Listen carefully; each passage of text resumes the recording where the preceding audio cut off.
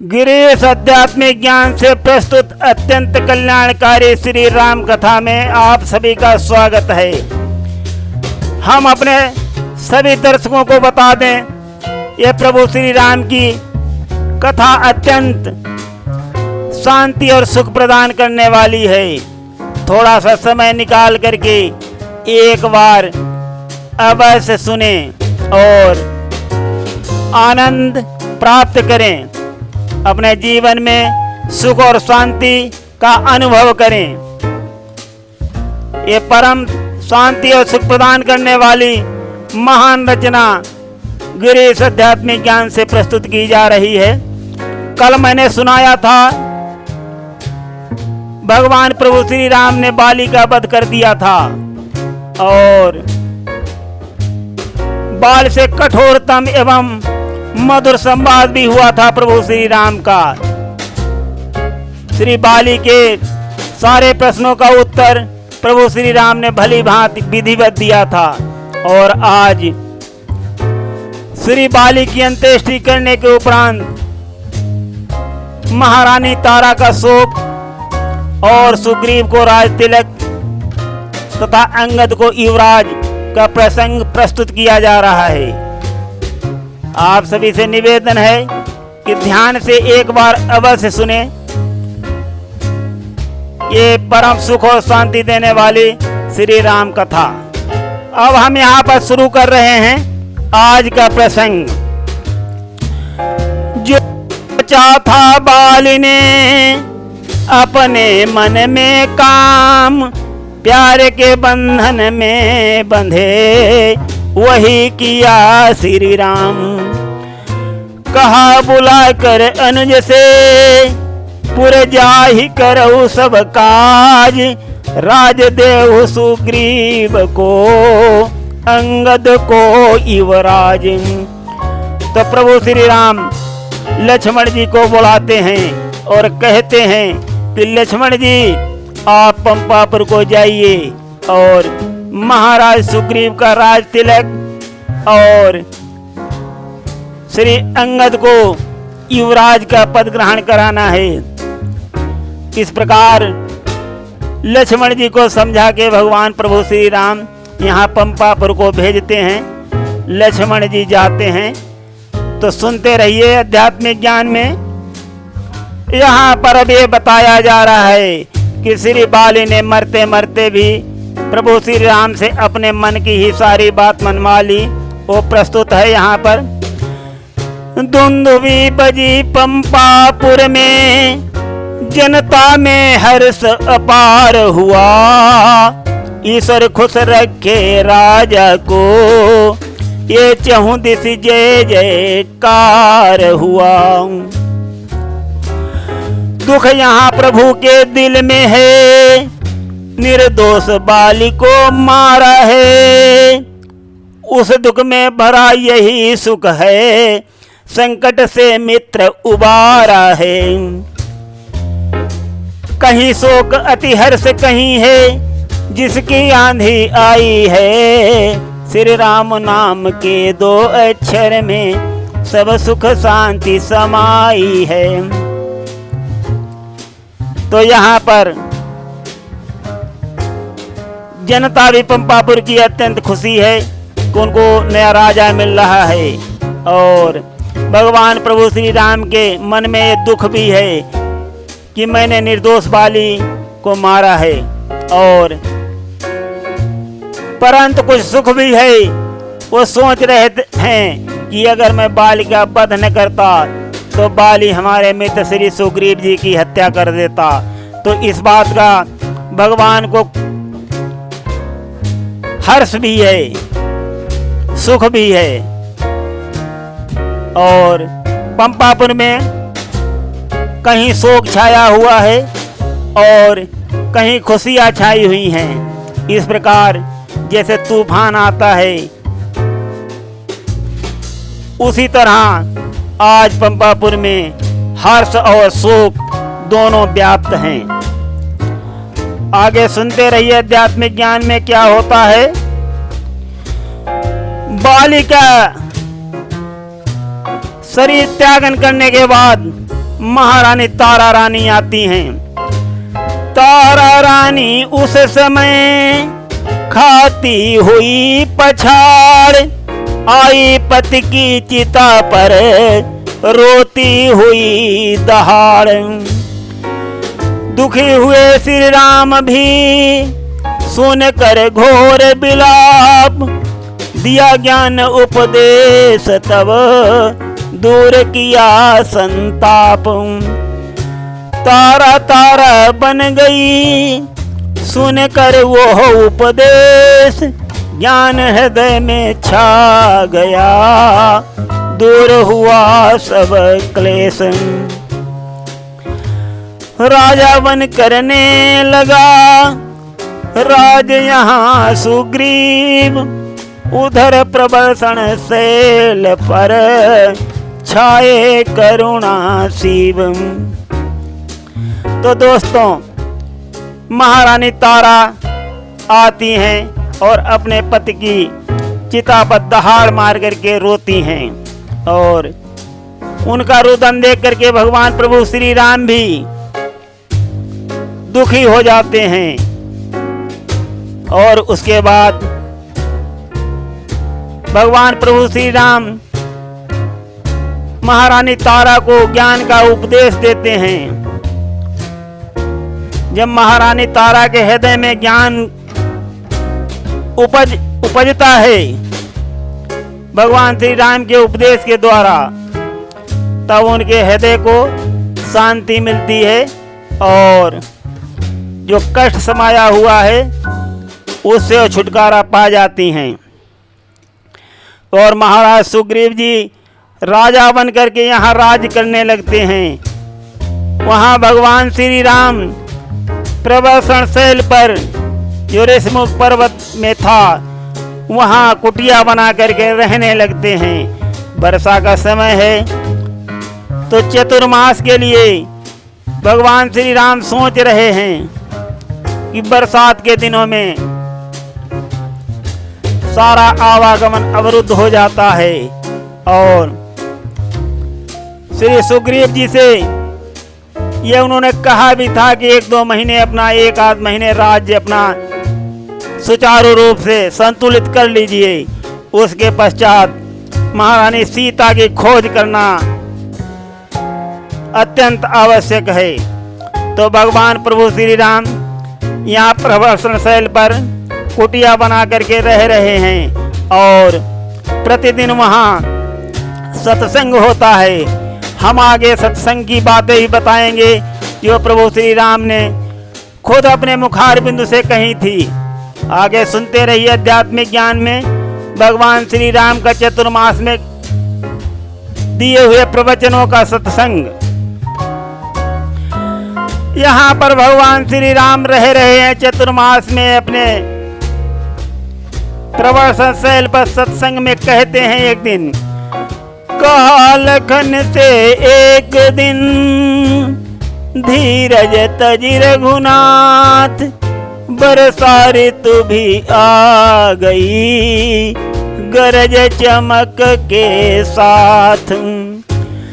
दादुर मोर चकोर सब चहु दिशि करते शोर, सीता सुधि पाए बिना व्याकुल है मन मोर। तो भगवान प्रभु श्री राम जी लक्ष्मण जी से इस प्रकार एक दिन चर्चा करते हैं।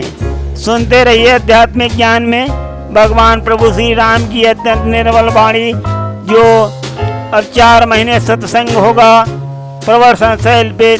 प्रतिदिन भगवान श्री राम सत्संग में अच्छी अच्छी बातें बताएंगे खुद अपने मुखार बिंदु से।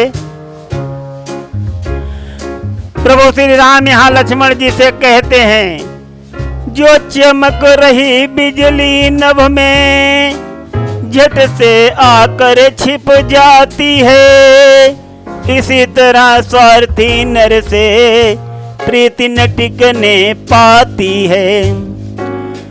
देखिए करारी धूप वृष्टि पुन शीत काल आ जाता है, अति वर्षा और तूफानों में अंधकार छा जाता है। सब कुछ सह लेते हैं पर्वत, चाहे जो भी ऋतु आई है। श्री राम नाम के 2 अक्षर में सब सुख शांति समाई है। तो लक्ष्मण जी से भगवान प्रभु श्री राम कहते हैं कि देखो, जैसे वर्षा के समय में आसमान में बिजली चमकती है और तुरंत छिप जाती है, उसी तरह से अगर स्वार्थी मानव से दोस्ती हो जाए तो टिकती नहीं है। और इन पर्वतों को देखो जो करारी धूप और बरसात और ठंडक सब कुछ सहते हैं। कभी कभी तूफानों में घनघोर अंधकार भी छा जाता है, तो ये पर्वत सारा कुछ सह लेते हैं। तो इसी प्रकार आगे प्रभु श्री राम और तुलना करके बताएंगे। सुनिए साथियों, यहाँ पर प्रभु श्री राम छोटी मानसिकता वाले लोगों के लिए क्या उदाहरण पेश कर रहे हैं। प्रभु श्री राम कहते हैं, जो छोटी नाली और नदी थोड़े जल से उफनाती है, वही काम दुर्जन करते जब प्रभुता हाथ में आती है। जल शुद्ध मेघ बरसाते हैं, पृथ्वी पर आकर गंधा है। प्रभुता पाकर नर पथ भटके, माया का ऐसा फंदा है। किंतु कभी सज्जन जन को ये माया नहीं सताई है। श्री राम नाम के 2 अक्षर में सब सुख शांति समाई है। तो साथियों, यहाँ पर प्रभु श्री राम ने कितना अच्छा उदाहरण पेश किया है, उसको आप समझ सकते हैं। और अब हम आगे प्रसंग बढ़ते हैं। जल सिमट सिमट तालाबों से नदियों में भरता जाता है। जैसे सज्जन मतिमान पुरुष गुण संग्रह करता जाता है। नदियों का पानी सागर में जाकर अविरल होता है। जिस तरह जीव जगदीश्वर से पाकर निश्चल होता है। जो सचमुच सज्जन जन होते, दिल उनके सुमति समाई है।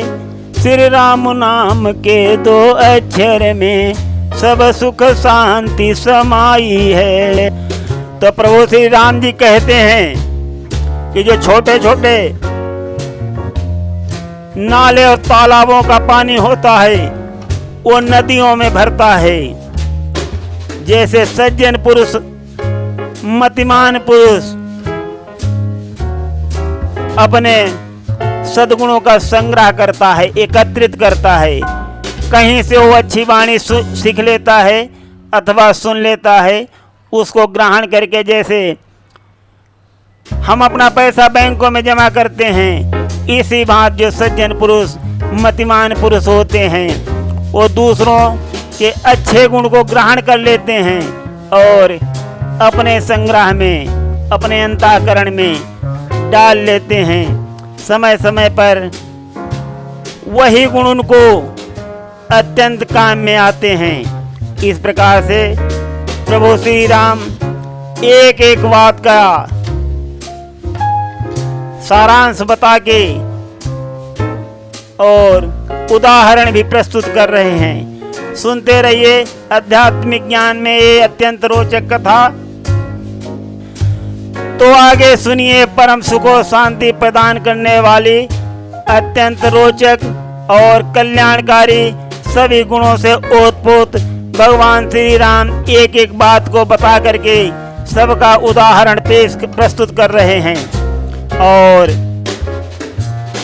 लेखक ने भी वही एक एक शब्द वैसे ही उतारा है। सुनिए भगवान प्रभु श्री राम क्या कहते हैं। बरसा में छाई हरियाली, पगडंडी दृष्टि न आती है, त्यों बल पर घमंड कर लेने से मत भी उल्टी हो जाती है। जब बुद्धि भ्रष्ट हो जाती है, पथ नहीं दिखाई देता है, जब अधम शक्ति बढ़ जाती है, तब नारायण सुधि लेता है। फिर हाल बुरा उनका होता जिसने भी कुमति कमाई है, श्री राम नाम के 2 अक्षर में सब सुख शांति समाई है। तो दोस्तों प्रभु श्री राम यहाँ पर घमंड के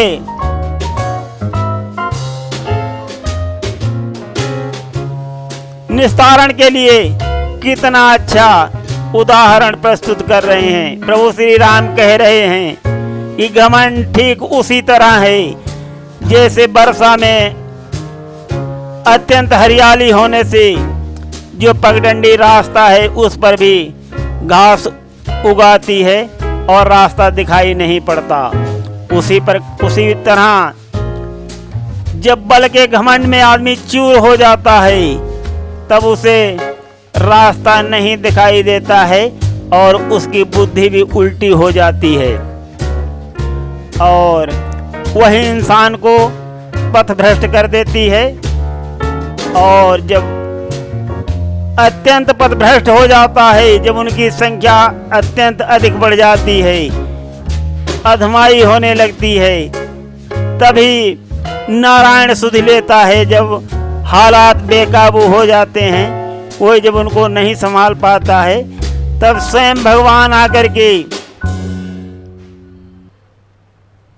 उसका सुधार करता है और बुराई पर ऐसा अंकुश लगाता है जिसने भी बुराई की है उनको अत्यंत कठिन सजा मिलती है, उनका बहुत बुरा हाल होता है। इस प्रकार भगवान प्रभु श्री राम स्वयं अपने मुखार बिंदु से यहाँ पर कह रहे हैं। सुनते रहिए आध्यात्मिक ज्ञान में आगे क्या होता है। प्रभु श्री राम कहते हैं कि ऐसा नहीं है कि ये माया भक्तों को नहीं सताती है, सबको सताती है ये माया। तो कहते हैं सज्जन जन अपने सद्गुण से सारे अवगुण त्याग करें, भ्रांतियां दिलों से हट जाएं, जब ईश्वर से अनुराग करें। जैसे बरसा ऋतु जाने पर खेती कृषक निराते हैं, फिर अच्छे अच्छे बीज डाल कर अपनी फसल उगाते हैं। जिसने जो बीज बो दिया है फसल वही उग आई है। श्री राम नाम के 2 अक्षर में सब सुख शांति समाई है। तो दोस्तों ये अत्यंत गूढ़ बातें हैं। यहाँ पर प्रभु श्री राम कहते हैं कि हम गुण और अवगुण हर इंसान के अंदर होते हैं, हमें इस पर चिंतन करना चाहिए, ध्यान देना चाहिए। जो हम कार्य कर रहे हैं वो कार्य अच्छा है अथवा बुरा है, वो हम अपने अंतःकरण में सोच सकते हैं। हमारे अंदर एक ऐसा यंत्र लगा हुआ है जिस पे हमारे गुण दोष सारे दिखाई देते हैं। अगर हम पवित्र भावना से देखें तब वो है हमारा मन रूपी यंत्र, जिसमें शीशा की भांति इंसान के गुण और अवगुण दिखाई देते हैं। जब भावना पवित्र होती है तो इसी प्रकार भगवान प्रभु श्री राम बता रहे हैं कि जब दिल से भ्रांतियां हट जाएं, और भ्रांतियां कैसे हटती हैं, जब ईश्वर से सच्चा ध्यान करें, ईश्वर से सच्चा प्यार करें, उसका ध्यान करें। जैसे जब वर्षा खत्म हो जाती है, किसान लोग अपनी खेती की जुताई निराई करने लगते हैं, और जो उसमें अच्छे बीज बो देता है उसकी फसल अच्छी होती है, और जो बुरे बीज बो देता है उसकी फसल वही होती है, जो बोओगे वही काटोगे। यहाँ पर अगर हम इधर उधर की बातें करेंगे तो प्रसंग बहुत बड़ा हो जाएगा, इसीलिए हम अपनी मुख्य कथा ही सुनाते हैं प्रतिदिन। सुनते रहिए आध्यात्मिक ज्ञान में आगे क्या होता है। यहाँ पर प्रभु श्री राम ने एक अत्यंत गोपनीय बात कही है, वो सुनिए। चाहे जितना पानी डालो ऊसर में अन्न नहीं होता, ऐसे ही सज्जन प्राणी में अवगुण उत्पन्न नहीं होता। जैसे असुरों के शासन में ऋषि मुनि सताए जाते हैं, यदि शासन अच्छा आ जाए खल बृंद सभी मिट जाते हैं। अच्छाई और बुराई की तुलना प्रभु ने बतलाई है, श्री राम नाम के 2 अक्षर में सब सुख शांति समाई है। ये यहाँ पर हमने गोपनीय इसलिए कहा है क्योंकि इंसान नहीं जान पाता है कि हम अच्छा काम कर रहे हैं या बुरा काम कर रहे हैं, किंतु ये सच है। जैसे ऊसर में कितना भी पानी डाल के बीज को बो, उसमें फसल नहीं उगेगी। इसी तरह से जो दिल से सज्जन प्राणी होते हैं उनके अंतःकरण में अवगुण उत्पन्न नहीं होते, और जब असुरों के शासन में जब असुरों का शासन आता है तो ऋषि और मुनि प्रताड़ित किए जाते हैं, और जब अच्छा शासन आता है जैसे राम राज्य, नारायण का राज, प्रभु राज्य, तो उस समय जितने भी असुर निशाचर खल बृंद, मतलब जो भी बुरे काम करते हों, अधम हों, ऐसे लोग मिटाए जाते हैं। तो अच्छाई और बुराई की प्रभु श्री राम यहाँ पर तुलना कर रहे हैं, किंतु हर आदमी को अपने अंतःकरण में अपने कामों पर एक बार अवश्य सोचना चाहिए कि कहीं मैं बुरा तो नहीं कर रहा हूँ, जो दूसरे के लिए मेरा काम दुखदाई तो नहीं है। इस पर अवश्य विचार करना चाहिए। तो अभी हम इधर उधर का प्रसंग नहीं जोड़ रहे हैं क्योंकि फिर हम मुख्य कथा से भटक जाएंगे। ये बाद में सारे प्रसंग सुनाए जाएंगे आध्यात्मिक ज्ञान में। सुनते रहिए आगे हमारी मुख्य कथा में क्या होता है। तो यहाँ पर प्रभु श्री राम आगे क्या उदाहरण प्रस्तुत करते हैं वो भी सुनिए। तूफानी बादल जब आते नभ में अति शोर मचाते हैं, जैसे कपूत के होने से कुल के सब धर्म ल जाते हैं। और क्या कहते हैं भगवान प्रभु श्री राम, काले बादल भयभीत करें, जल उनमें अधिक न होता है, असुर शक्ति भय दिखलाती, बल उनमें अधिक न होता है। यदि जहर किसी ने बोया है तो फसल जहर की पाई है, श्री राम नाम के दो अक्षर में सब सुख शांति समाई है। तो दोस्तों, यहाँ भी प्रभु श्री राम ने जो गोपनीय बात पे उदाहरण पेश किया है, भगवान प्रभु श्री राम ने यहाँ बताया है कि असुरों की शक्ति में ज्यादा बल नहीं होता। वो भयभीत करते हैं, दिखलाते हैं और वो अपने कर्मों से असुर बन जाते हैं। वो नास्तिक होते हैं, अचानक हमला करते हैं और उसमें ये नहीं सोचते हैं कि ये कैसे मर रहा है, कैसे जी रहा है। और